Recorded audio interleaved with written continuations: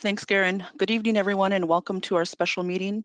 I'd like to first thank the council and the membership for allowing us to reschedule this meeting, and out of respect for our mourners is why this meeting has continuously been rescheduled. So I'd like to welcome everyone to this discussion.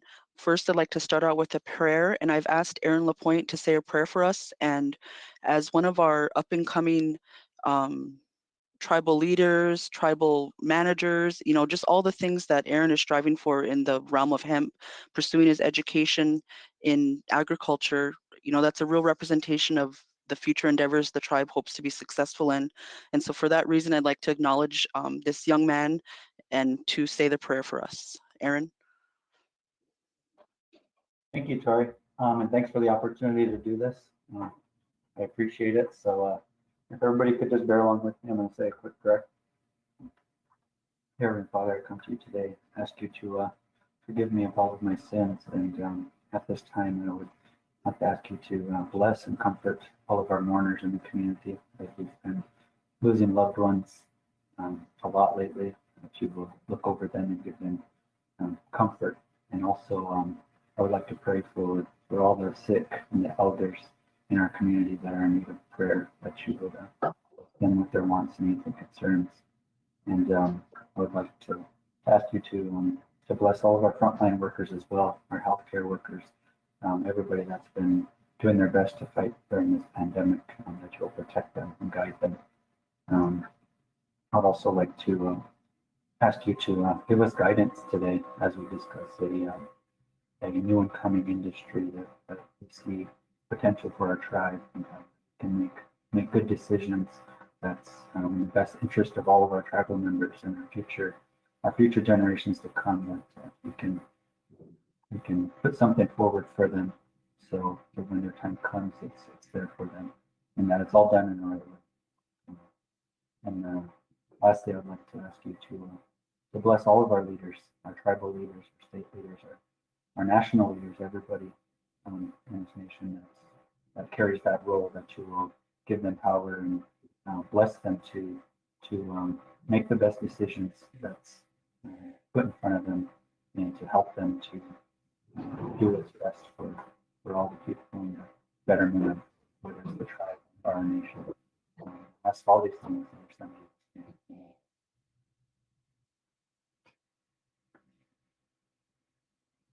Thank you, Aaron, for that blessing. Without further ado, I'd like to give a general rundown of our agenda this evening. First, we're going to hear from Jennifer BEAREAGLE, the General Counsel for the Winnebago tribe.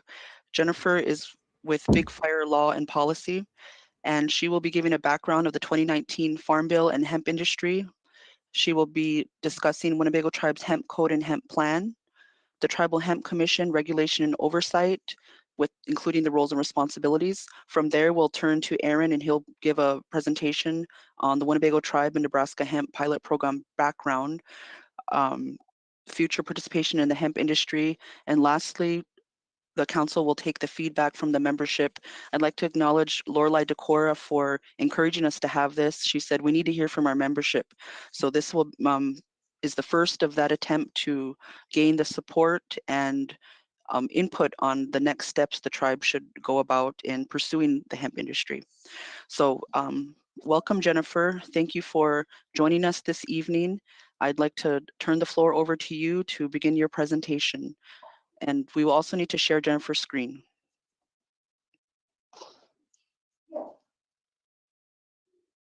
Yes, thank you, Chairwoman. I appreciate the opportunity to share this information, and I hope everyone finds it helpful and useful, and we get a lot of good feedback. I do have a presentation, so I'm going to share my screen, and it's going to pull up a PowerPoint, and if anyone wants copies of this, I'll send it on to Lorelei, and anyone who needs a copy of this document or any of the documents that I discuss in the presentation, I'm happy to share that.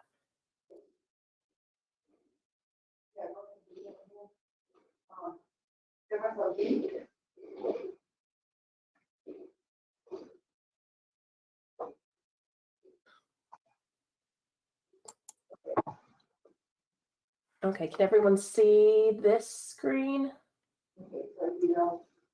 Choose a slideshow. Can you see this? Okay, just one of the I'm not sure what you were seeing and what you're not seeing.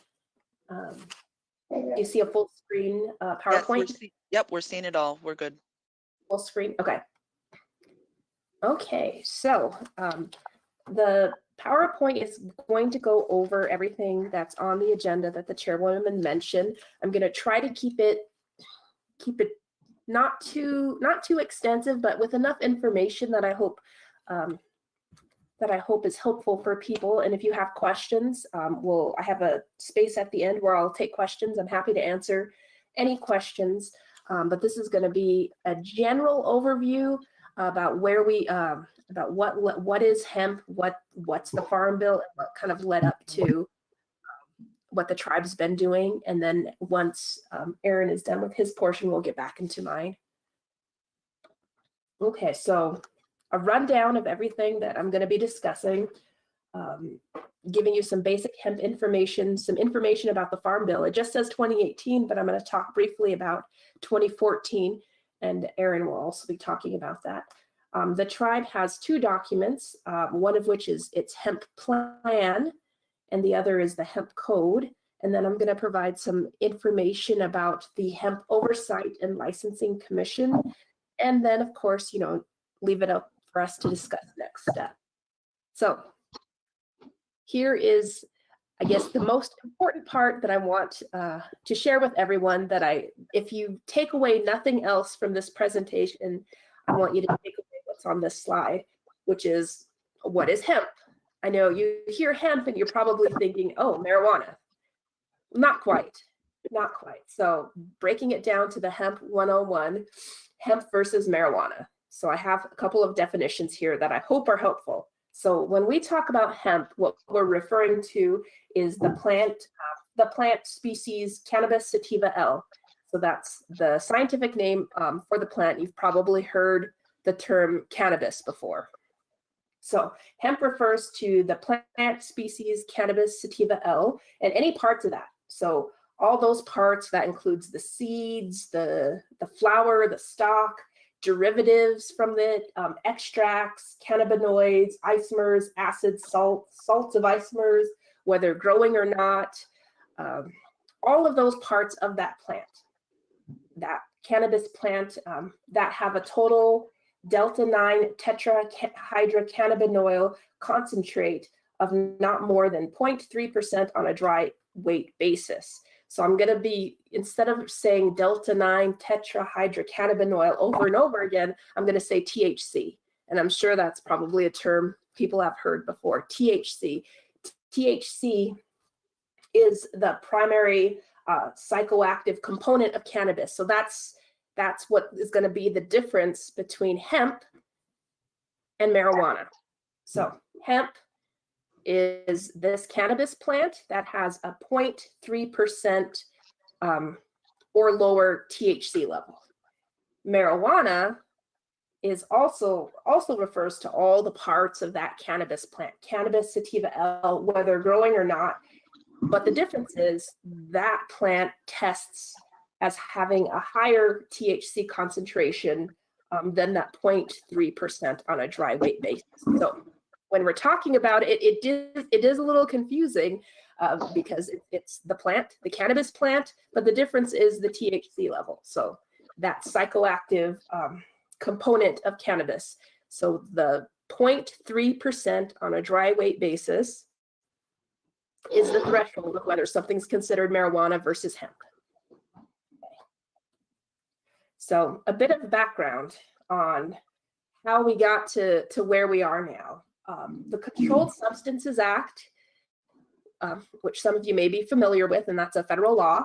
So the Controlled Substances Act lists marijuana, and they spell it with an H. So if you'll see on my screen, it's marijuana with an H, but it refers to the same thing, marijuana with a J. Just the drug that we all know as marijuana, that's what it means. So the Controlled Substances Act lists marijuana as a Schedule I drug. And so a Schedule I drug is is the really terrible classification. It's the one where there's no, it's highly likely to be abused. There's no currently accepted medical use for it, and doesn't really have any accepted safety use of that drug. And so that it's up there with like heroin. Okay. The definition of marijuana includes all the different parts of the cannabis sativa L plant, whether growing or not. This includes the seeds, it includes the resin extracted from it, any compound, manufactured salt, derivative mixture, or preparation of such plant, its seeds, or resin. So that's all included in that definition of marijuana. So marijuana is still a class 1, or I'm sorry, Schedule 1 drug under the Controlled Substances Act.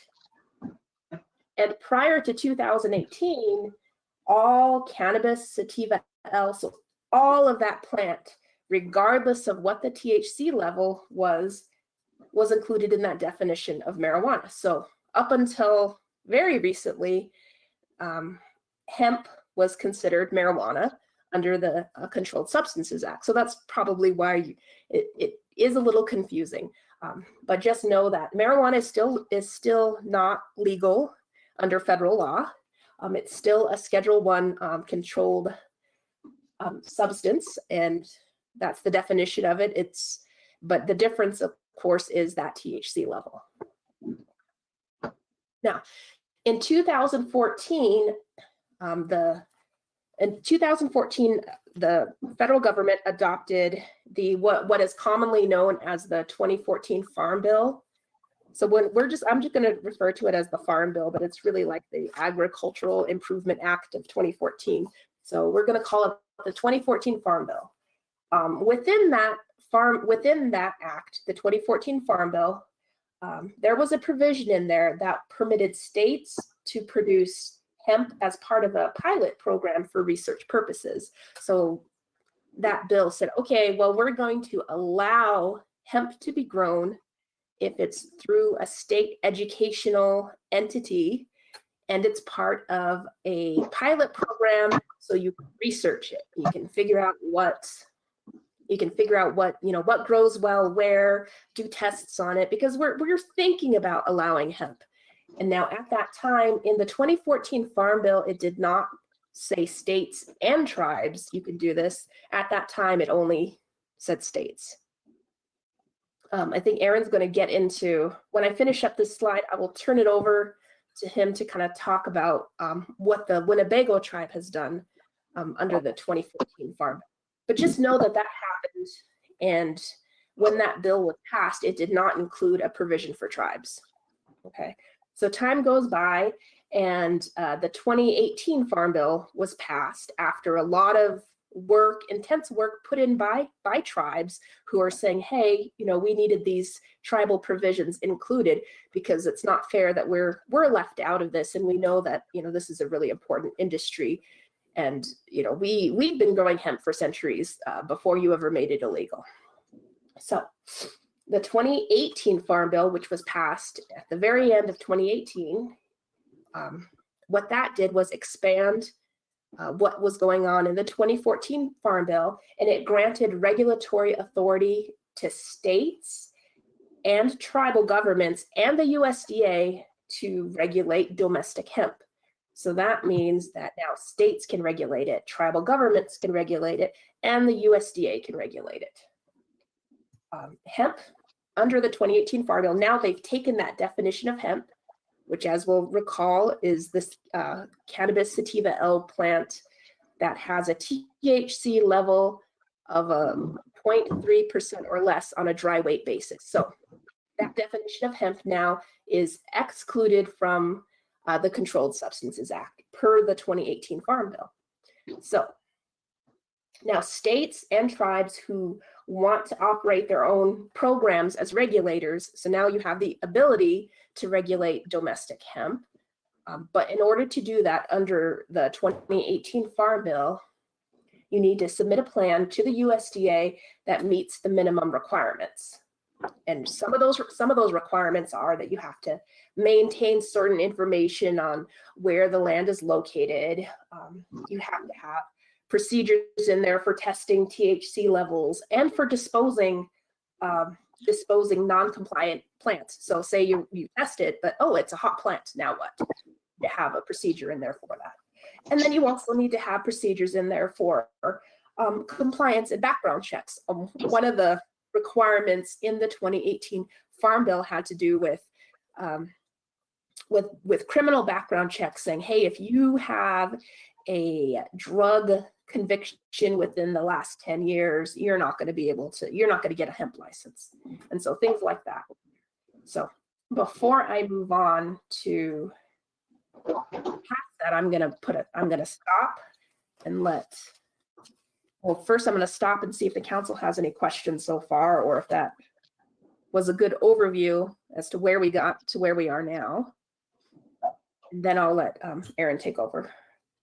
Thank you, Jennifer. Does the council have any feedback or have any suggestions on portions you want elaboration on? Okay, we'll proceed into the next portion. We'll have opportunity for council to provide their recap and during the public forum.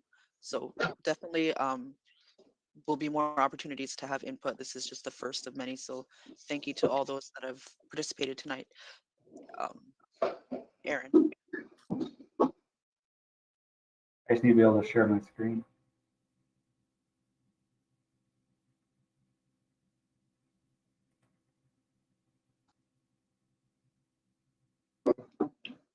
Can you guys see my presentation? We see your screen, but your presentation's not open yet. Yep. Can you see it now? Yes. It's not full screen though. It's towards you. Okay, now we're full screen. Yep. All right.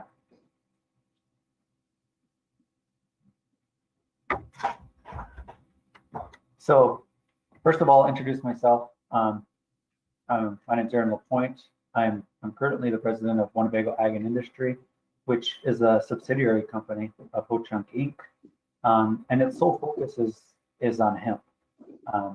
As we talked about, Ho-Chunk Farms did some back in 2019, but since then we've transitioned out and moved to Winnebago Ag and Industry, and Ho-Chunk Farms has nothing to do with hemp. Currently, everything goes through Winnebago Ag and Industry.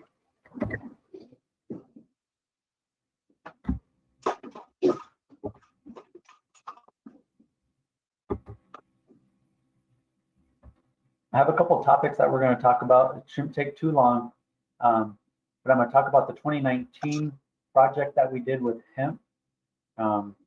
It was through the state. It was a state pilot program, a research pilot program. Everything was done for research purposes.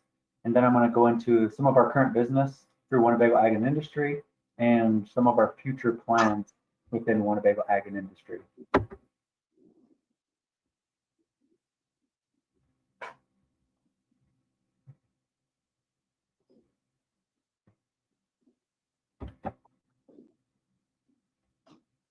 So the 2019 Nebraska Research Pilot Program that we participated in, Ho-Chunk Farms was the recipient of that license. We were one of 7 growers in Nebraska. There was 175 applicants that year that wanted to be a part of it. This was the first year Nebraska was offering it. So we were one of the first growers in Nebraska back in 2019. We did a lot of research around the plant. We planted 2 varieties for the oils, which would in return be for CBD. And those 2 varieties, one of them was from North Dakota, and the other one was from Colorado Springs. We did 300 plants of each. And in this plot, we tested row spacings and obviously different varieties, the watering rates, different fertilizers, different fertilizer rates. A lot about what they were talking about previously was it's really research-based. They're trying to find a way to grow hemp most efficient way and to understand how the plant grows in our regions, because every region's different. So we did that for CBD, but we also did 3 acres for grains and fibers. We did plant those down in Big Bear Hollow, and in 2019 the Missouri River flooded and our crop was flooded out. So it was underwater for about a month and a half. We did have the crop in for about 2 weeks before the flood. It emerged, Everything seemed like it was going to be good until the Missouri River flooded. So, but we did find a lot of good information when we were producing for CBD. Some of the information collected, like I said, we were able to understand the optimal fertilizer needed, the best variety that was going to grow in our region, the row spacing, and the water needs throughout this plot. The row spacing is extremely important because we can increase our plant per acre by having strategic spacing between each plant, but we also don't want to affect production within the plant. So we identified a lot of things through this program from a production standpoint and what was the most efficient way to grow these plants. Like I said, we had 600 plants. All of them were harvested and analyzed by weight, by height, by the quality of the product. And all of our crops tested under the 0.3 THC level, as we talked about in the previous part of the presentation. So it didn't test hot. We were able to harvest everything and process. This picture here is us curing the plant. We have to control the temperature and the humidity and really try and control the plants as hemp is an extremely fragile plant, I would say. It needs to be done carefully. So in 2019, that's what we did. We were part of the research pilot program. We learned a lot about the plant. The reason that we wanted to learn a lot is because we do want to scale this operation eventually one day, but we want to do it the right way. We don't want to invest a lot of money and have something go bad on us, or maybe it's not feasible to grow it here. So a lot of that research and data that we received from this program has allowed us to move forward in a way that we feel more comfortable. So as I'm going to talk about a little bit more in the later part of the presentation is kind of how we're going to use that data and use that program to help direct us in the right way moving forward.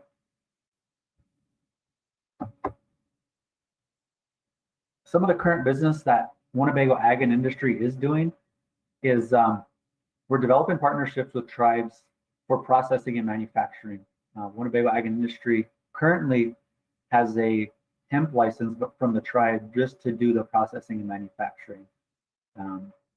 This was so that we could begin to identify potential business partners, find ways to get some of our products to market.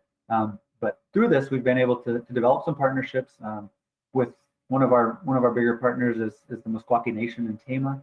As you can see in the picture, we did some pre-roll cones for them that they sell at their dispensary. They've been a part of us since 2019. In some of our pictures, you'll see the Meskwaki Nation coming and visiting, as they're doing very well in this industry. But we are doing that at here in Winnebago right now is making products for them for their dispensary, and we're also working with other tribes to help them develop brands for smokable products, as we have a lot of experience at Ho-Chunk with brand development and obviously in the tobacco industry, but also in other areas. So we're helping other tribes develop brands for their products. Eventually, we encourage all tribes to pursue this industry. And if they need help with the branding side of it, I mean, I'm technical assistant wise. I like to share some of my knowledge from what I learned in the 2019 project. I'm always open to reaching out and talking with other tribes and learning from them, but also being able to offer some of our knowledge that we've gained over the years. So one of the things that we're doing is helping other tribes with brand development. And we're also developing our own brand of smokable products, as we'll probably have a release of that product here soon once a few regulatory things get figured out. But we're starting a smokable product called Nyota, and it's a pre-roll CBD cone.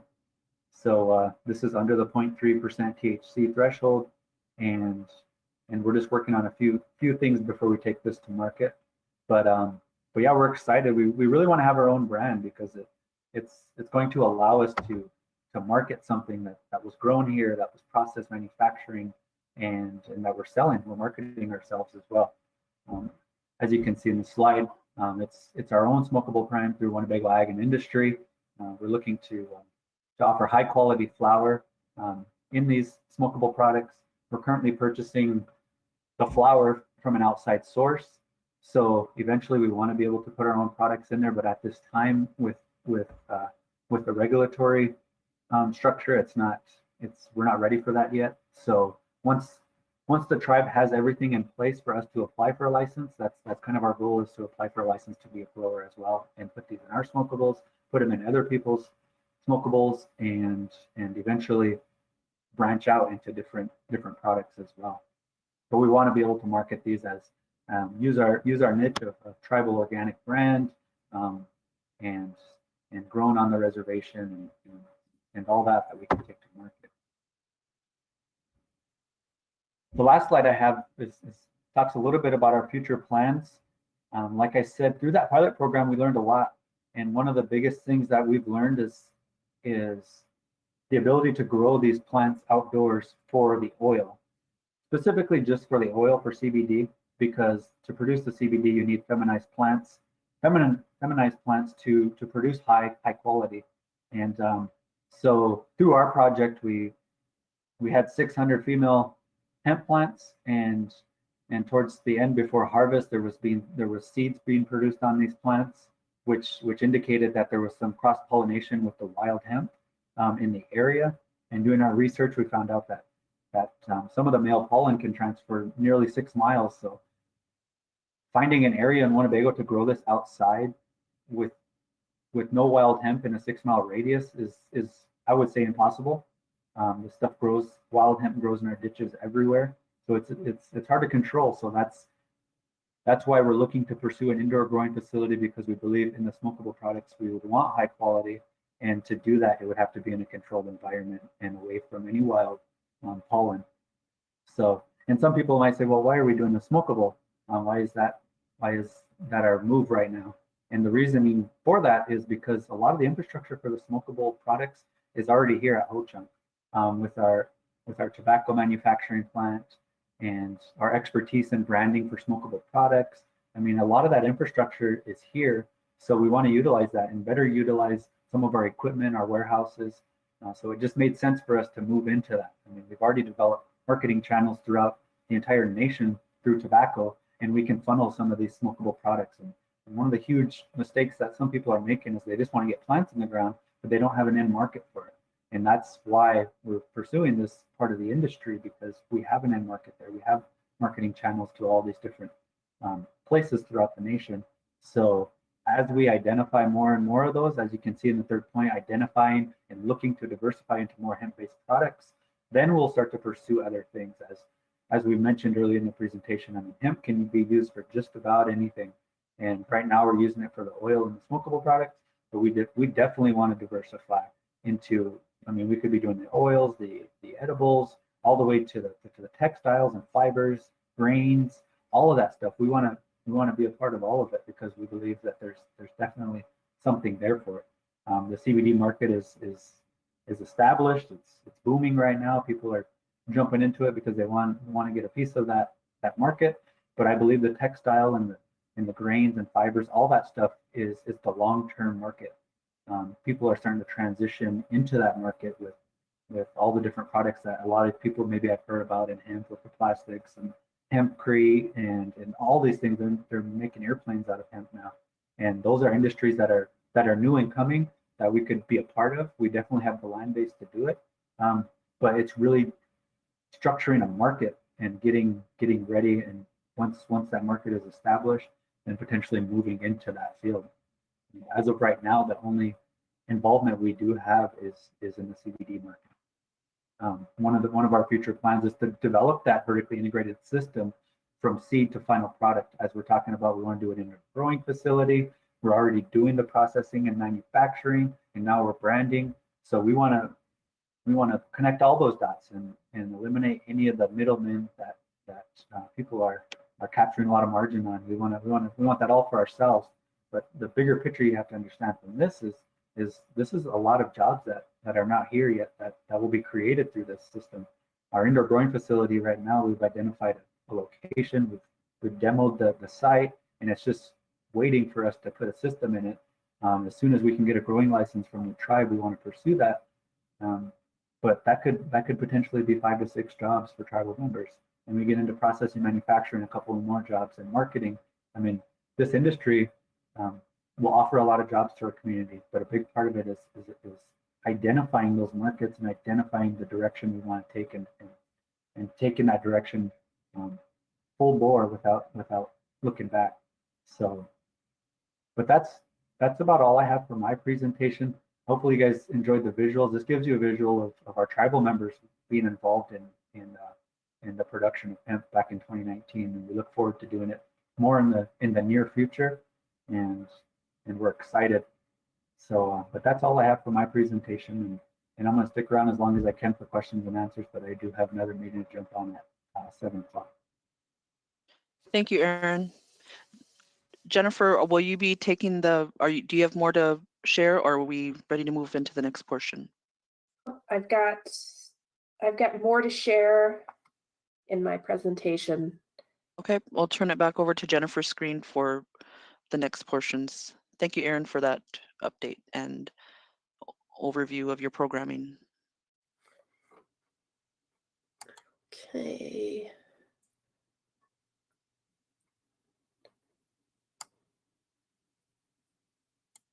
Okay, can you see my presentation so far? Does the presentation full screen? Yes. Okay, so getting back to this, I thought that was extremely informative and very helpful to hear. And it occurred to me as Aaron was talking that he mentioned CBD, and I thought, well, maybe I should differentiate that a little bit from what I was mentioning earlier about THC. So we've got a lot of acronyms here. So within the cannabis plant, there are things known as cannabinoids. The delta-9 tetrahydrocannabinol is the THC, but CBD is different from that, and that is the that's the cannabinoid. Let's see if I'm pronouncing that right. Cannabinoid. But so they're different. So in case there's like some confusion, oh, THC, is that marijuana? No, it's not. So just so we're keeping it a little clear there. So we've got different components of the cannabis sativa L plant going on. So within the plant, you've got to look at the different levels of the delta-9 THC versus cannabinoid, which is different, but they're components of the plant. So getting back, in case you were wondering, the CBD portion that's on the hemp side. So in case you're wondering, well, I've seen CBD oils or CBD lotions or whatever in stores, and is that illegal? Is that marijuana? No, that falls within the hemp side. Okay. So getting back to my presentation. So back to the Farm Bill. So as I mentioned, the 2014 Farm Bill was what granted the state of Nebraska the ability to run their research pilot program, and it's under the state of Nebraska's program within the 2014 Farm Bill that Winnebago was able to start their research pilot program. Now the 2018 Farm Bill, and I realize that we sometimes call it the 2019 Farm Bill. 2018 because it was adopted at the end of December in 2018, but a lot of the work went into it in 2019, and then at the end of 2019, the USDA issued some regulations, some temporary regulations for those entities wanting to get in on the next growing season. Most recently, the regulations were finalized and just went into effect just this month. So, okay. So the Winnebago. So now we've got the most current Farm Bill, which says states and tribes and the USDA can regulate domestic hemp programs, assuming they follow all the rules, regulations, and submit their plans. Winnebago adopted its hemp plan by resolution number 20-91, and submitted its plan to the USDA. Per the Farm Bill, the USDA had 60 days upon receiving it to double check and make sure that, hey, you met all of the requirements of the Farm Bill and of its regulations. And they saw it, reviewed it, and they approved it. So on May 7th, 2020, USDA approved the tribe's hemp plan, saying, okay, tribe, so long as you follow the requirements and provisions within your hemp plan, which meets our guidelines, and you can regulate hemp within your jurisdiction. The tribe also adopted separately Title 8, Article 3 of the Winnebago Tribal Code, which is the hemp code. Now, there's no big difference between the hemp code and the hemp plan. They accomplish the same thing. The hemp code is just what puts it into your tribal code. The plan was what was submitted to the USDA. And that you said, hey, USDA, this is the plan. This is what we're going to follow. This meets all of the requirements that you set forth. And so that was what was approved. So they are the same thing, but I think one is maybe a little more technical than the other. I think the hemp plan was more of an overview. This is what the tribe's going to do, versus the hemp code is more detailed, like here are the requirements for the items that you need to include in an application. Okay. The tribe, following that, appointed a temporary hemp commission this fall, made up of 5 tribal council members who would serve as the hemp commission until a permanent commission is appointed. So within the tribe's hemp plan, did a few things. There are different sections, and I'm just gonna kind of give you the overview. First, it declared, as a policy of the tribe, it declared hemp to be a valuable agricultural crop and commodity that can be cultivated within the exterior boundaries of the Winnebago reservation. So that's really important, because within the Farm Bill, it says, okay, so here are the entities that can regulate hemp: the state, the tribe, and the USDA. But if a state or a tribe says, no, you can't grow within your jurisdiction, then you can't grow within it. But there's a provision in there, an interstate commerce provision. So even if there's a state out there that says hemp, we're not going to allow it, no one can grow hemp, there's a provision in the Farm Bill called it's an interstate commerce provision that says, even if you say that you can't grow it here, you can't stop a tribe or a state from allowing someone to pass through your jurisdiction. So you're still allowed to transport it through there. And that was a really important provision that tribes, at the time they were drafting the Farm Bill, they were really fighting for that, because they know how important it is to have a provision like that in there, so we can participate in interstate commerce. It doesn't do a whole lot of good to be able to grow, process, and do whatever else with hemp if you can't export it elsewhere. So that's the first thing it did. It did state that it was the policy of the tribe to allow it to grow within the reservation.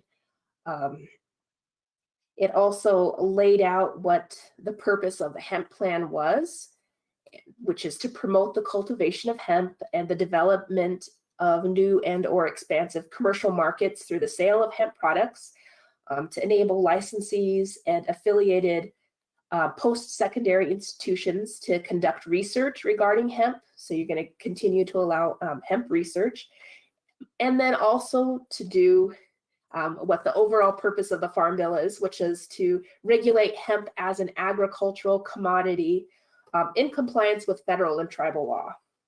So in light of that, the tribe drafted its plan to regulate the production of hemp to meet all of those requirements.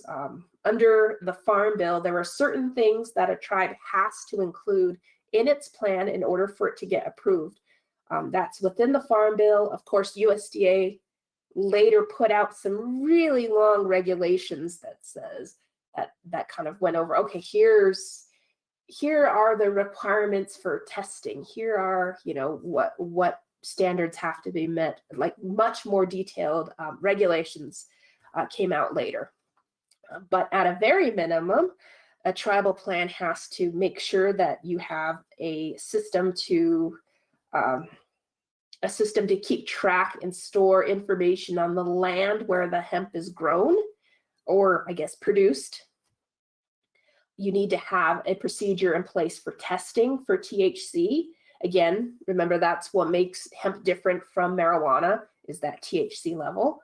You have to have a procedure for disposal of hemp plants and hemp products that don't meet that level. So if you've got a hot crop, what do you do with it? You can't, you need to have a procedure in place for disposal or recycling or burning or burying or, you know, whatever it is.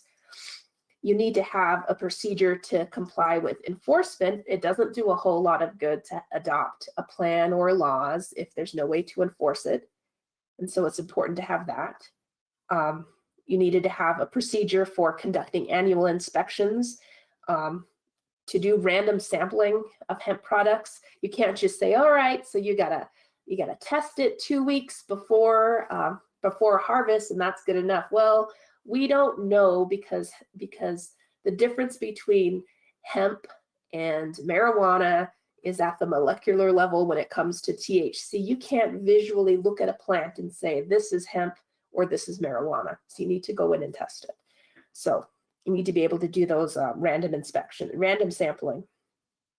You also needed to, your plan needed to have a section in there on how you convey information to the Secretary of Agriculture. So there are updating USDA with different reports on the number of acres are out there, number of licenses, how much is harvested, things like that. And then finally, you had to certify that you, the tribe, you actually have the resources and personnel to carry out the tribe's plan, where you're not just going to take on this responsibility if you don't have the ability to do so. Okay, so that's the overview of what's in your hemp plan, like the reason why you adopted it. Some other provisions that are in there are the permitting. You do have your permitting process. You have site registration. So as a component of it, of your hemp plan, everyone who applies for, everyone who produces, who grows, handles, processes, or stores hemp has to have a license for the location. So the location of where you grow, handle, process, or store hemp, you require every applicant to have a site registration permit. And you submit the application for a permit. So permits for the site can only be issued to the licensee. So the person or entity who has the license. Again, more licensing. So an applicant who wants to grow, process, handle, transport, or store hemp within your jurisdiction, so within the reservation boundaries, you got to have a license to do so. You can't have people just growing, someone out there just growing it without a license. They need to have a license if they want to grow. If they want to grow, not only if they want to grow, if they want to process it, if they want to handle it, if they want to transport it, or if they want to store it, you need to have a license to do so. So you got to have your license to do that, and then you have to have your site permit of where you're going to do it. Your plan also includes minimum requirements for what's in those applications. And as I mentioned before, the Farm Bill has requirements in there. And I think for example, the criminal background, it says that you need to have, no one can have had a felony within the last 10 years for a drug related charge. You can look up, I can get you the exact language if you're interested, but that is one of the requirements of the Farm Bill. So your application requires the name of the person, the address, phone number, documentation showing who who owns the location and who's going to have an interest in, because you need to make sure that those background requirements are met. You'll need to have, you require proof of insurance for the businesses and business and operating plans. That's a little more detailed than I think the minimum requirements, but I think it's really good that you have a good idea of who's doing what on your reservation. You also need to have really detailed information about the location, including GPS coordinates, just because it's important for the commission when they go out to do a random site check, to do random testing. They need to know exactly where they're going. And also, if, say, law enforcement is out and about and sees someone growing what looks like marijuana, it would be good for them to know, hey, does this person have a permit for hemp or not? And so it's important to have those types of information. Your hemp plan also includes your reporting and record keeping requirements, including what has to be submitted to the USDA. There are some reports due on a monthly basis and some that are due on an annual basis. And it also states what your requirements are for sampling and testing. Again, this is a really important component, and what makes hemp different from marijuana is this testing portion. Hemp cultivated from anywhere, any registered lot, has to be tested for THC concentration prior to being harvested. Your plan says no more than 15 days prior to harvest, you need to get it tested. You need to get it tested and get those from a DEA registered testing facility. I'm not sure that that's the DEA registered is a current requirement, and I think that was on hold for a bit, but it's got to meet certain testing and accreditation standards, and you got to get those test results back to the commission. And it's important that when you're transporting the product that you have that test result with you, in case you get stopped and someone says, hey, are you transporting marijuana? I'm like, no, it's hemp. The USDA regulations are much more detailed in terms of what is tested, how much of the plant is tested, and how much, what you cut, whether that includes just the flower, the stem, the stalk, the leaves. And that's really important because that may affect your THC level. So those are all included in the USDA's most recent regulations. But your plan says that you got to have testing within that certain time frame, and what the methodology has to consider. And it also calls for law enforcement to go out and conduct random inspections and verify compliance. So you're going to have random inspections. And finally, you also have a section on disposal of hemp plants and hemp products. So again, as I mentioned, if you got a hot crop, if it tests higher than the 0.3% on a dry weight basis, you need to know, well, what do we do with it? I mean, how do we know, what do we do with it? Do we just burn the whole crop? Is it just this one plant that did it? What's going on? So you do require that the licensee complies with the tribe's rules and whatever applicable laws are on disposal. For example, a couple of the things that you do have in your plan are that hemp stalks may be harvested, processed, and used for fiber, and that hemp seeds can be harvested, processed, and rendered non-viable for food products, provided it's sourced from that you have the appropriate seed certification. So you don't necessarily, it doesn't necessarily have to go completely to waste, so to speak, but that the tribe has to verify how the hemp plant material is destroyed or utilized. So methods of on-site utilization can include like incinerating, composting, tilling into the soil, grazing by livestock. And I believe law enforcement has their own rules and regulations for what they do when they come across a crop. And then, oh, I think there's a question. Coley? Yes, can you guys hear me? Yes. Okay, everybody can hear me, thanks. Aaron, thank you for that prayer that you gave us. It's going to go a long ways with us. Thank you guys for all the work that you've done.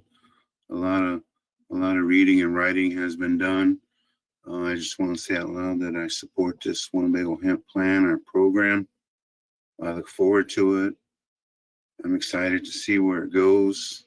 I hope it's successful, and that are rewards that we will be giving back to our people. That's the main thing. That we're doing this for our people.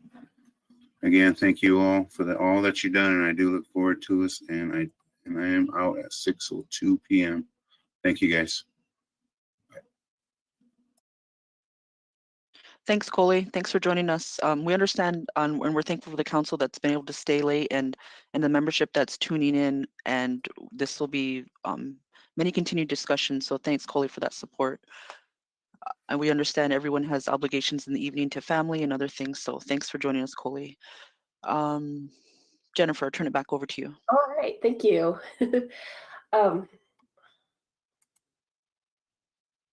Okay. Where was I? Oh, just again, back to this presentation. There is a provision in here that talks about what the disposal of non-compliant plants. And then finally, there is the last section in your plan relates to violations and enforcement procedures. So this is what happens if you have a licensee who hemp code, say they don't provide you with the accurate list of where they're growing. They don't get a license as required, or they grow, or they're actually growing marijuana. So you do have this section in there that says, here's what happens if one of those situations comes up. And like I said, it's very important to have this type of section in there, because what good is it to regulate it if you don't have this enforcement capability? And you certainly don't want someone to say, oh, hey, everything's legal now, we'll just do whatever because this tribe said I can. So, well, no, you got to follow the rules.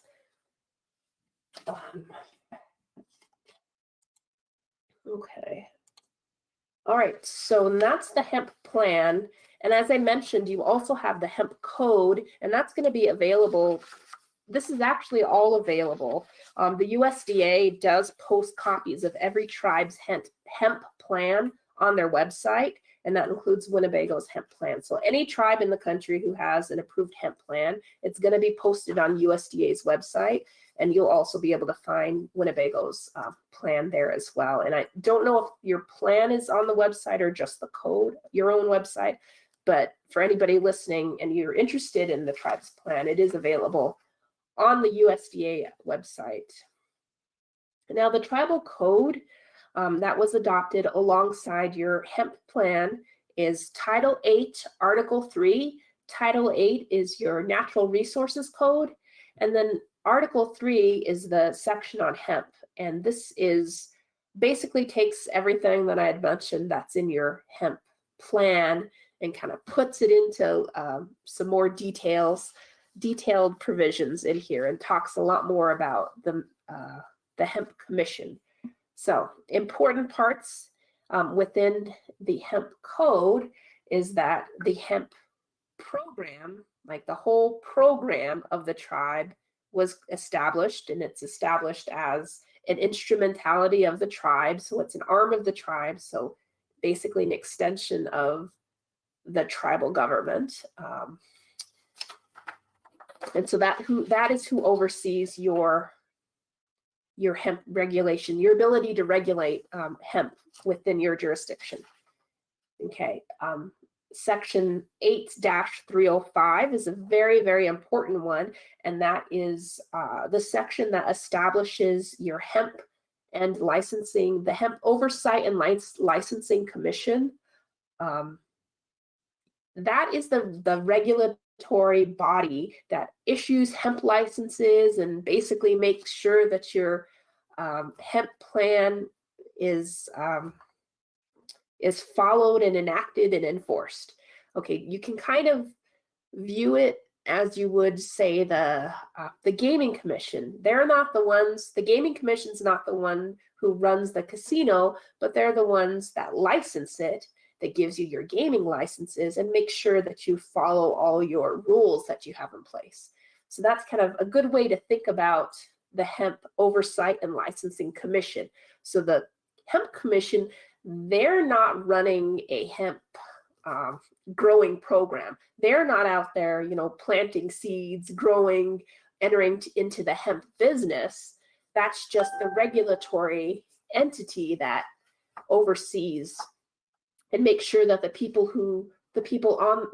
or businesses on the reservation who are in the hemp game, so to speak, are following the rules. They're getting licensed, that they're not out there growing marijuana, that, you know, everything follows the rules that you have in place. And so I think that's a very, very important thing that I think is going to be key to discussion. And hopefully people listening are thinking to themselves right now, hey, I want to be on the Hemp Commission. That would be really, really great, because we could sure use a good hemp commission that actually moves forward and is able to carry out these duties. The Hemp Commission basically oversees and issues the licenses. So another important part of your hemp code is that it says what your application requirements are. So to I think I'd mentioned it many times, to grow, process, handle, transport, or store hemp, you have to have your site permit, but you also have to be licensed. You have to have a license to do all of those things. Your hemp code includes what the requirements are for the application, and then it requires you to have applications, but it also says, here's what you have to include within your application. You know, here's the information that we require. You have another important section has to do with lot permits. As I had mentioned, anywhere you have hemp, whether it's planted, grown, handled, processed, or stored, the location has to have, you have to have a lot permit for the location.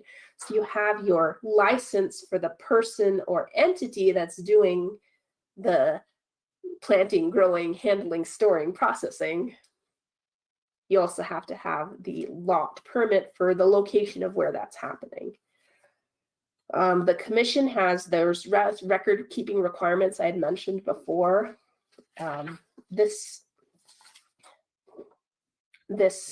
code also takes all of those testing and destruction disposal requirements that were in your hemp plan and puts them into a more organized fashion, as well as and codifies what those penalties are if you're out there growing marijuana instead of hemp, or you're not following all of the rules that are under the hemp plan and in the hemp code.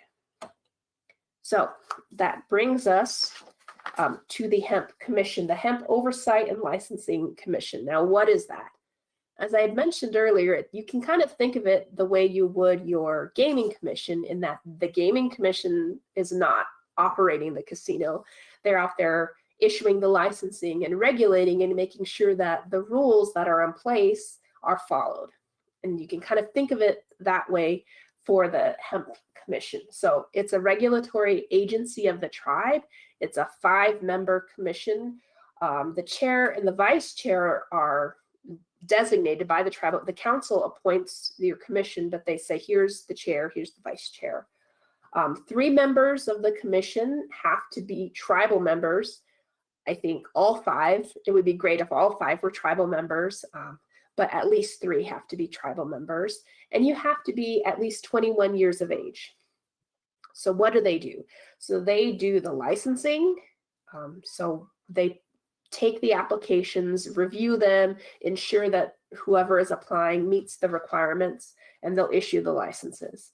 They do the reporting and the record keeping as far as the location. So they'll keep track of where hemp is being grown, processed, stored, transported, handled, and they'll report those things to the USDA. The USDA has monthly and annual reporting requirements. They'll be responsible for those random testings and receiving the pre-harvest test results. Okay, and then they're also responsible for enforcement. Of course, they work in conjunction with law enforcement where applicable, but they're going to be the ones who have the ability to revoke somebody's license. Okay, so that's an overview of the commission. So next steps for you as the tribal membership is the appointment of a permanent hemp commission. I had mentioned earlier that you have a temporary commission in place that's currently made up of 5 members of the council, but I know the council is soliciting, anyone who's interested, who meets the requirements to be on the hemp commission. And if you have any questions, I'd be happy to work with the council to provide as much additional information about the duties, responsibilities, and roles of the commission as possible. And if anyone wants any of these documents, I can certainly share them. I'm not sure what the deadline is. I imagine you'll be coming up soon to get your application in to be on the hemp commission, and maybe at the end that can be shared with anyone listening. So the next steps, of course, are getting your commission, your permanent commission in place, and then also figuring out what to do as a tribe. What do you want to do as a tribe moving forward in the hemp industry? And I don't mean messing with the commission. The commission, I think, needs to stay in place as your regulatory agency. So we're not talking about, hey, we got to change the hemp commission to be something else. No, that's there for a reason, to regulate. But what does that mean for the tribe and for the community, about growers and people who want to be in the hemp industry? So and I think that the council is looking for information, feedback, comments, questions, anything from the membership on those topics. Just really quickly, some more information on what it means for the hemp business. So on the business side, as I've mentioned before, you need to have different licenses, and these are what the requirements are for Winnebago, for people who are growing, storing, processing, transporting, and handling hemp within the tribe's jurisdiction. Of course, anywhere else you go, if you're in the hemp industry, in a different state, you need to follow their rules and get their license there and follow whatever requirements are there. But for Winnebago, there are different types of licenses that are available. You see, I have a list here, and you'll see it says grower not currently available. The reason for that is because there is no permanent commission in place. The temporary commission can't issue grower licenses at the moment, but the permanent commission will have that authority. So that's why it's marked like that. So who can get a license? So individuals. So under you've got your plan and your code right here. So an applicant, so anyone can apply for a hemp license. An applicant means the Winnebago Tribe of Nebraska, or an individual, which includes a business entity, who applies for a license or permit under the hemp program. Now, I believe there is a separate section in your law that says that any business that provides products or services related to the hemp industry shall be organized under the Winnebago Tribe of Nebraska's tribal code. But that kind of leaves it pretty wide open. You'll notice it's not really limited to tribal members. You don't have to just be a tribal member or in order to get a hemp license. This is actually a good time to mention that the USDA's final rule on hemp answers that question. So that was an open question. Okay, who can a tribe regulate?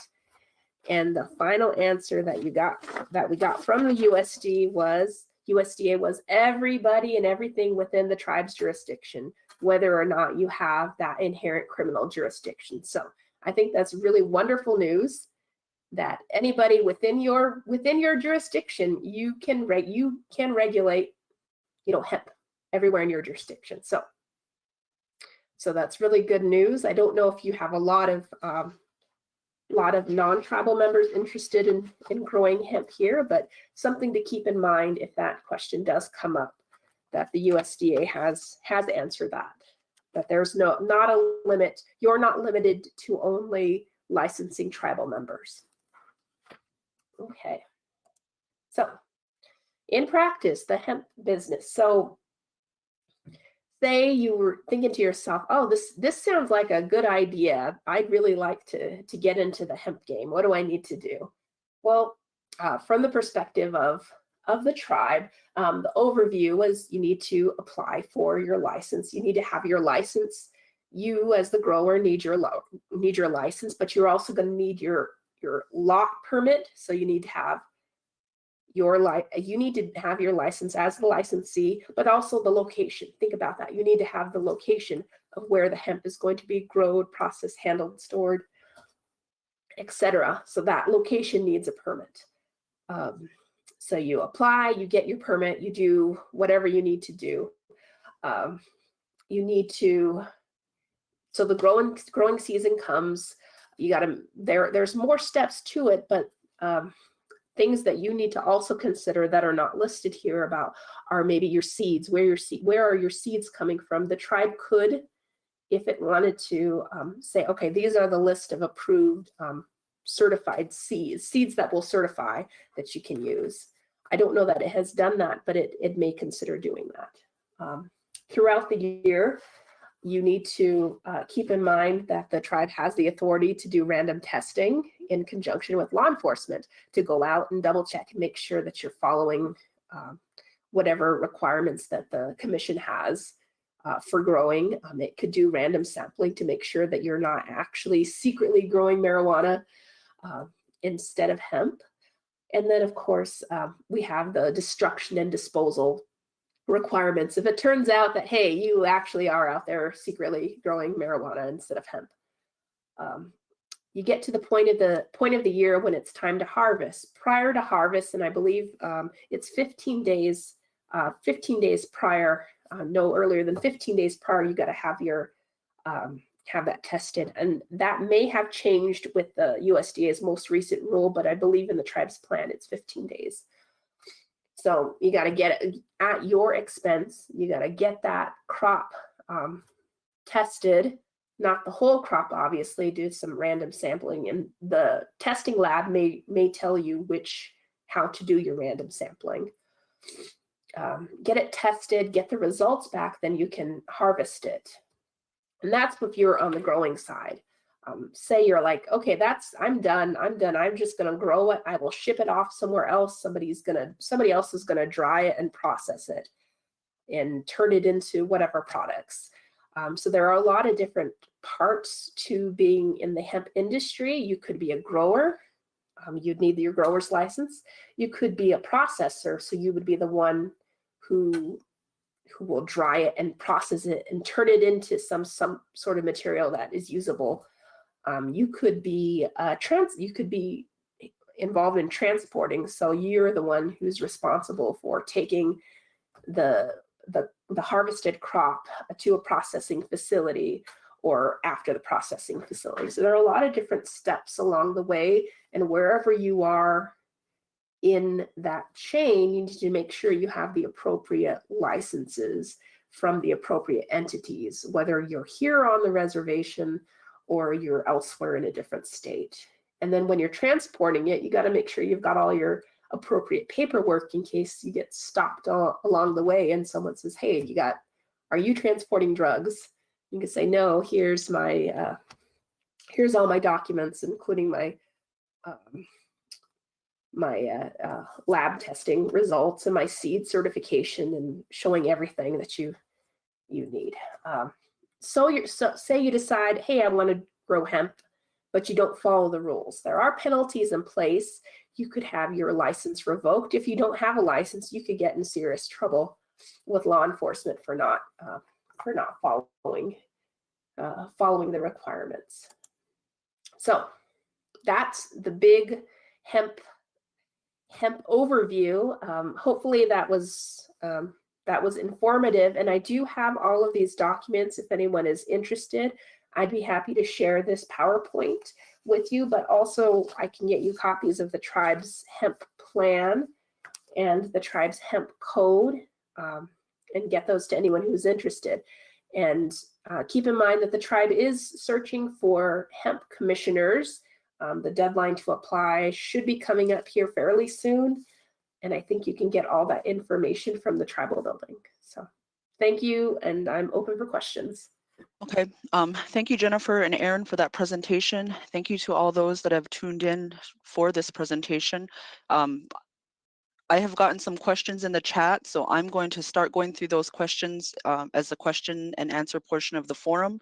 Please continue to send your questions through the webinar forum.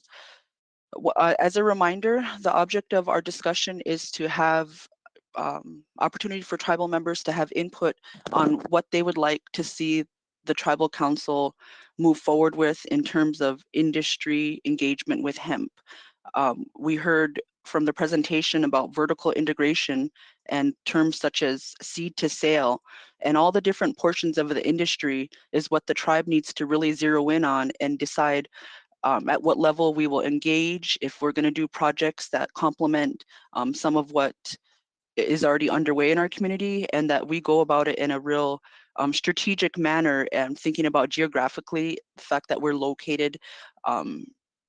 And so there's a lot of benefits, and those are the things that we wanted input on. But with that, I'm going to go through some of these questions. The first one was, how would this work for a tribal member who works under the tribe that wants to use CBD smokables to help with anxiety and pain? Will this show up in a drug test? As a reminder, the purpose of this forum is to gain input on future engagement in the hemp industry. The Winnebago tribe continues to uphold all policies to be a drug-free workplace, and the CBD properties, as we've heard in the presentation, have a THC level below the 0.03. So any product that was on the market for CBD would not contain an intoxicating level of THC. So I'm not an expert in that field, but I would just open it up with that, and if our presenters have anything that they like to add.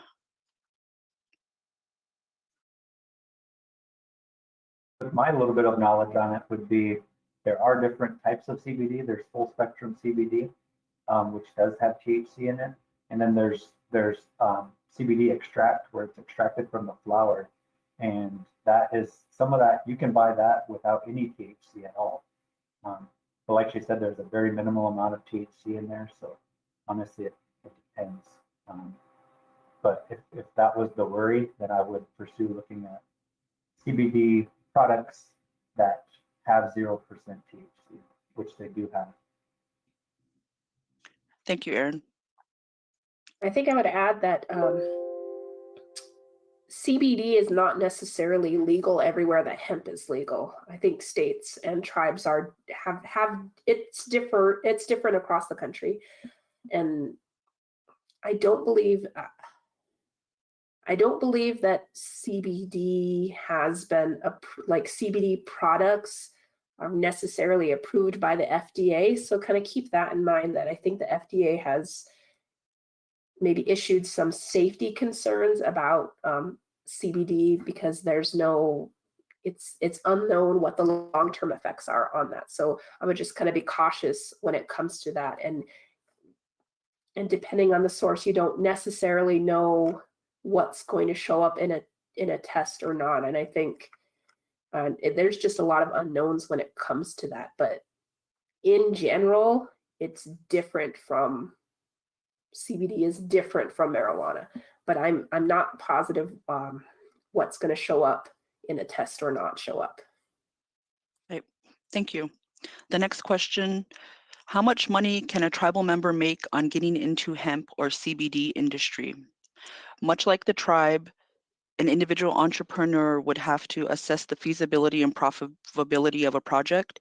And so it's really hard to advise on that question, but I would just encourage you to continue to learn about the industry, and it would be wonderful if we had tribal members who pursue this. Would anybody like to add to that? No? Okay. The next question, does the tribe foresee them getting into the cannabis industry? Nebraska is dead set against it, but Colorado and South Dakota are getting into it. Why or why not? The Tribal Council has currently expressed support for hemp opportunities. Tribes that have engaged in the cannabis industry are in medically or recreationally legal states. And as mentioned, the tribe, Nebraska is not one of those states, and so the tribe is, will continue to learn about the industry and as well as watch and monitor legal authorities. But right now, the Tribal Council has only shown and expressed a commitment to hemp. So we're going to concentrate on that right now. Did the Tribal Council want to make any comments regarding that? And from your point of view, I'm just sharing. Okay, so the next question is, the Tribal Council has expressed support for hemp opportunities. Oh, excuse me, sorry, I'm mixing up my questions and apologize. The next question, is there a hemp commission to regulate all the rules? Yes, the tribe set up a temporary commission, but we are currently advertising for a permanent commission, and you'll find those advertisements on the tribe's website. And so I hope you'll consider looking at that criteria and applying. The next question is, how much is it to get a hemp agreement? The Hemp Commission will establish the licensing fees for that structure. The last question, what are the boundaries of this? If we have land from a farmer who lives on the res, or is it tribal member only, reservation only? So based on the information that was provided this evening, it includes all land within the boundaries of the reservation, and it is not restricted to a tribal member. Jennifer, will you address this question, please? Yes, so I think I was reading the applicant definition. So in your code, it doesn't differentiate between applicants who are members and non-members. And I had mentioned that USDA recently issued its final rule, and within its final rule, it said that tribes are not limited to only issuing only regulating tribal members. And so I can get you the exact language, but the way that your law is written right now, there's no limitation on tribal member only. One thing that is in your code is that if a business entity is involved with hemp, it has to be organized under the tribes, under the tribal code. But as far as individuals, I don't see any limitation on your tribal code, and there's no such limitation within the USDA regulations.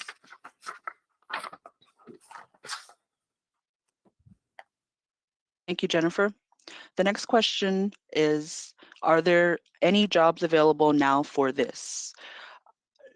The tribe isn't specifically engaged in a hemp specific project, but the tribe does have a tribal farm.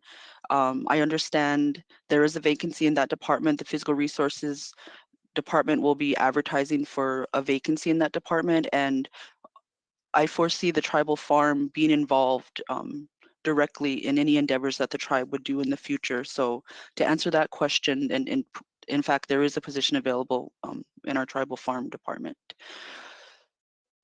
So those are the questions that have come through the live to this point. I'd like to open the floor up to the Tribal Council to express themselves or to present any questions they may have thought of through the course of the presentation. The floor is open. Thelma. Oh, this question is for Aaron. Aaron, have you ever smoked one of those cigarettes, the hemp cigarettes? Or... Yes, I've tried one. Is there a high demand for those? There's the market that we've understood by looking into it is that for the hemp cigarettes, it's turning into like a a transition from smoking cigarettes to the hemp cigarettes, because there's no nicotine in the hemp cigarettes and they're more all natural, give a similar sensation. So that's the market that we're pursuing in the convenience stores. I think the convenience stores is where that's going to be. But yeah, it's Mhm. I've tried one and it's definitely not you don't get high off of them. Mhm. Okay, another question is for the employees who, once this gets up and going, the employees who would be assisting with the crops or whatever, would they have to pass a background check too, or no? I don't know if that's for Jennifer or me, but my understanding is all the employees would have to pass the background check. I think your regular tribal background requirements apply, but the one that I had mentioned about the felony, the 10-year felony rule, that had to do with licensees. Okay, thank you. Thank you, Thelma. Brian? Thank you, Madam Chair. With this, I simply wanted to express my appreciation to Aaron and Jennifer and to everyone else that had a hand in putting this information together for distribution to the tribal members. I understand that this is a new endeavor for the tribe overall, and therefore we're going to continue to explore the various applications of this code, as well as any direction we're going to want to look at with the tribe itself. And with that, I also wanted to express my full support of that across the board. But in a similar, I guess, tone with that, I have a meeting that I have to prepare for, so I will be exiting this meeting. Okay. Thank you, Brian, for joining us. Thank you. The next question came in. It says, is there a threat for ATF to come in and raid us again? I lean towards our legal expert on this question. Is the question specific to hemp? It sounds like, is there a threat for ATF to come in and raid us again? So perhaps our hemp crop and things like that. But before, I guess you provide the legal expertise on that, I would just say the whole intention of the tribe is to run a legal regulated program, and our code and our commission would be the regulatory aspect of that, and complying with the USDA requirements with all the reporting and all the levels that we would maintain would be running a legal program. And the commission has a very important role in this. And so Jennifer. I will say the overarching authority of the federal government related to hemp is under the USDA. So that's different than what you've dealt with before. So I think that we need to look at the Farm Bill, which designates the Secretary of Agriculture as the overarching individual. And there are certain reporting requirements, but I think this is certainly a different situation. Of course, I can't comment on whether or not any raids are going to occur, but I will say that this falls within the purview of USDA, which is different than the situation from before. Thank you, Jennifer. So we don't have any more questions in the queue right now. Louis. I think we have to look at marketing and see if we can find a large contact to produce hemp or marijuana for. Because we can't get anywhere nickel and diming it. we have to go big, so we can cover our costs. We gotta look at putting a goal out to employ 100 people. 100 people within a certain time frame. Moving Snake, and I looked on his plan, was for the tribe to be self-sufficient by the year 2000. We didn't reach it, but he had a goal. And a lot of what's being talked about now is what Ruben talked about. I worked on the ethanol part of the plan. We need to think big to make this work.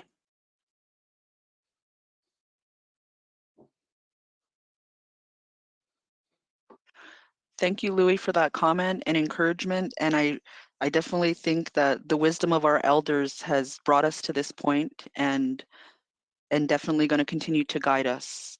And you mentioned the ethanol plant, and one of our former tribal leaders and highly respected gentleman, Mr. Ruben Snake, and that even back then, yourself, Louis, and Ruben had visions of opportunity for the tribe.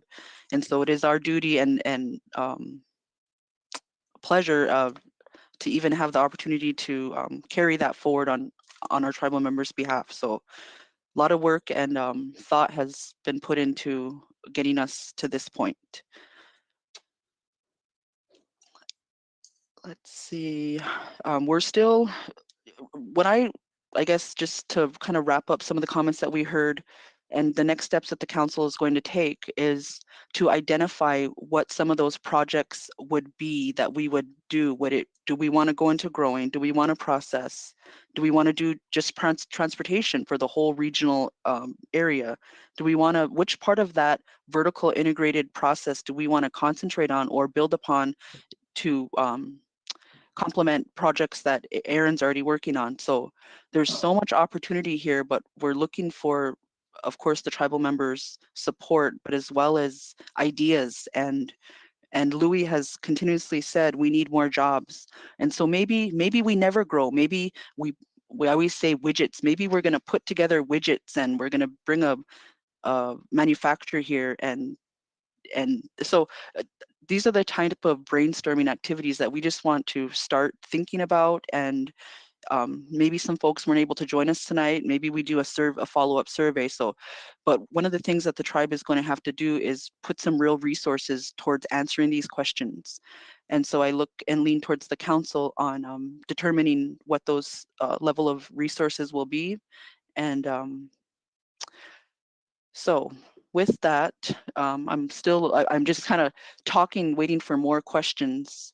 Someone said, this is great presentation. When is the next one?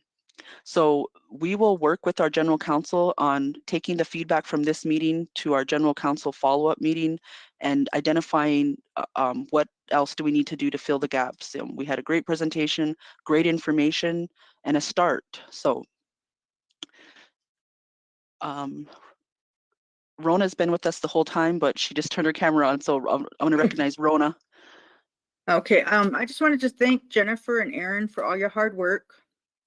And, you know, this is a big project and there's so many hoops to jump through. You know, you have the USDA, you have everything that entails, you know, bringing this to light. And although we're not growing right now, I'm pretty sure, you know, Honchuk Farms or even the tribal farms will be able to get into this.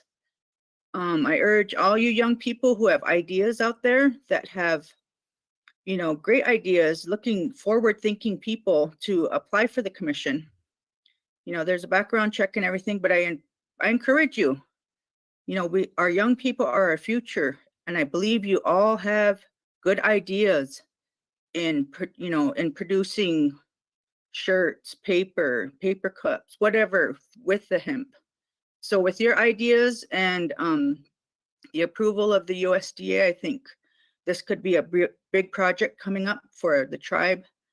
And it's something that's the future. So I hope to see all your applicants and your ideas come forward. And I can't wait for the next presentation. Thank you all. Thanks, Rona. Jennifer. If I could add, I've been working on hemp for several years, not in the hemp industry, but on the tribal side. And even before the 2018 Farm Bill was passed, I worked at my previous position, worked with my tribe on lobbying and getting this, making sure that interstate commerce provision was in there. And so I've been to a lot of presentations and, talked with other tribes. And so a couple of areas, if I could make some suggestions on what I see in the hemp industry, I know that your reservation is not enormous, so you don't have as much land as maybe some other large land-based tribes have. But there are definitely some gaps that I've seen talking with other tribes and with my own tribe in areas that I know that you've got a lot of people who are growing, but you don't have a lot of places that are doing processing. So that's definitely an area that I think you could stand out in. You probably have a lot of tribes, just in the Great Plains region where you have individuals and tribes growing, but what are they doing with their product? Where are they sending it? Who's processing it? So that's something to consider. And another thing that I keep seeing, and I know is a problem nationwide, is there are not very many testing facilities, and the ones that are out there are quite a ways away. And when you do your testing, it's very time sensitive. So that's another thing that I think would be wonderful for tribes, any tribes, especially working with their tribal colleges, to look into doing testing. And I think that is definitely a need for the hemp industry in general. So those are just things that I've seen and might be a good opportunity. Thank you, Jennifer. Thelma, did you have a comment? Just elaborating on what Jennifer had just mentioned. I know we had talked about this before in one of our meetings, council meetings, talking about just that. I don't know, I can't remember if it was the processing or the testing, that the closest place is like out east. And being that our location is central, I think we would do pretty good in that. We're centralized here, and I would like to see maybe that as one of our things that we would go after. So just looking forward to getting this up and going for the tribe. And thank you guys for all your work, and I appreciate it. Thank you. Thanks, Thelma, for that feedback. We had a couple more questions come in. How would you separate yourself from the other producers in the industry? Why would someone choose this product over the others? Aaron, can you talk about that from some of your brand development? That's one of the reasons why I was mentioning about the production of high-end flower. There's a lot of CBD products out there that just hit the market because there was a high demand, but the quality was never really there. And a lot of what we can do is market our niche as a native-owned business, growing on the reservation, organic, kind of using marketing niches to push these things to market. But a big thing for us is we have those marketing channels established already, and we've been for 25 years we've been marketing some of these products throughout the nation. So that's why the product that we're doing now fits well with our operation, because we have all the infrastructure and all the expertise in that area already. But that's a good point. That's what a lot of when I would go speak at different conferences about hemp, it was about establishing a market, having an end product that people are going to buy, but being smart about it as well. And when you talk about why would you buy this over the other person, I think us as tribes have a little bit of an advantage, because because we can do that. We can utilize our niche of being native and all natural and things like that. That's what we want to utilize as well. But I think the high end quality is a big part of separating us from anybody else. And being able to control your environment, your growing conditions, everything like that allows you to grow really high end products. Thanks, Aaron. Louis, did you have your hand back up? No? Okay. The next question is, with the pandemic, are there any resources that we can explore to get into this? The tribe is currently, the task force and organization is currently engaged in planning and identifying projects and infrastructure improvements to address the COVID pandemic. The new round of funding has yet to be received, but the discussions are underway and that process is being worked. So it's too soon to say what those allocations will look like, but the membership will certainly be updated and a final budget will be approved by the Tribal Council. The next question is, Aaron talked about working with Tama on CBD. How is that business doing? Are they profitable? Well, I don't know their financials, but I do know that they must be going well. They continue to order products from us.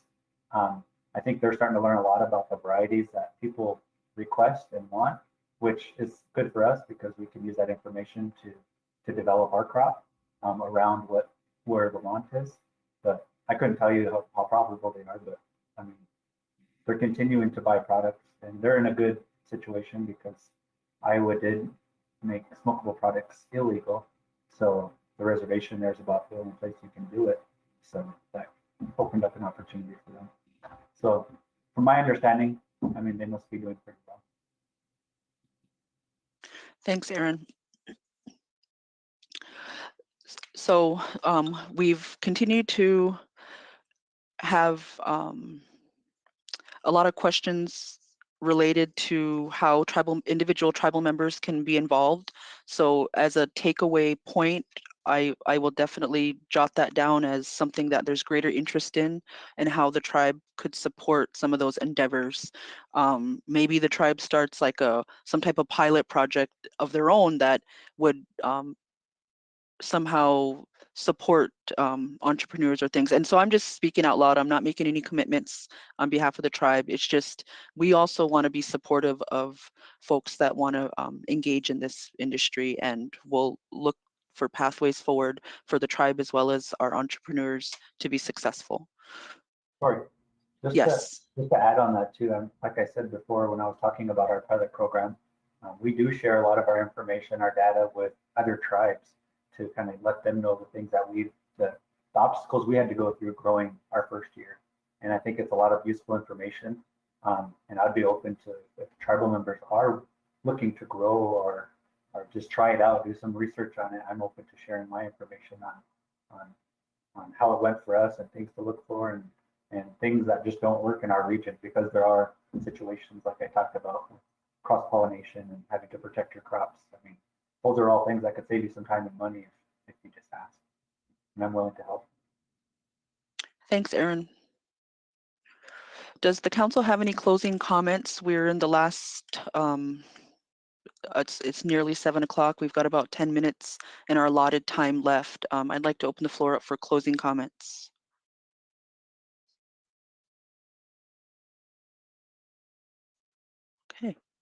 Okay.